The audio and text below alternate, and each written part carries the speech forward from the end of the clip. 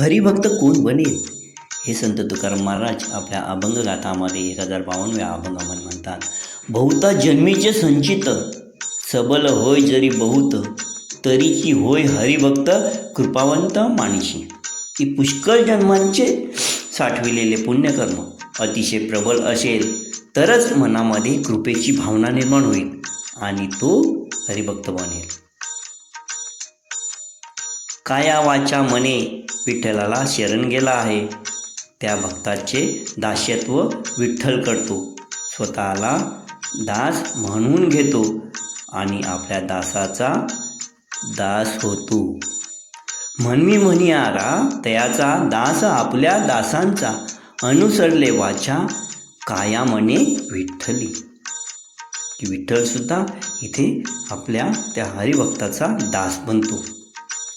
पुढे संत तुकाराम महाराज म्हणतात, असे भूतदया मानसी अवघा देखे ऋषिकेशी, जीवे न विसंबे त्याशी मागे मागे हिंडत असे.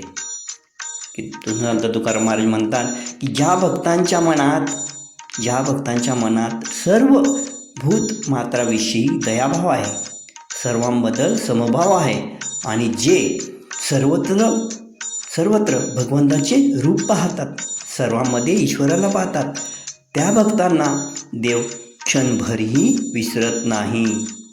नेहमी तो त्यांच्या मागे मागे जाऊन त्यांचा सांभाळ करतो.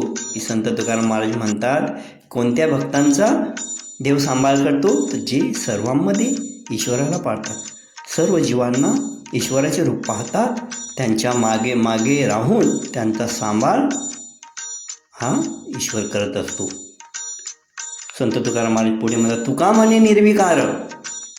म्हणे निर्विकार शरणागता वज्रपंजर, जे अनुसरले नर त्या जन्मा चुकले. संत तुकाराम महाराज पुढे म्हणतात, जे भक्त निर्विकार झाले असून भगवंताला पूर्ण शरण आले आहेत, अशांना तो वज्राच्या पिंजऱ्याप्रमाणे संरक्षण देतो. अशा देवास जे शरण गेले ते जन्म मरणाच्या फेऱ्यातून सुटतात.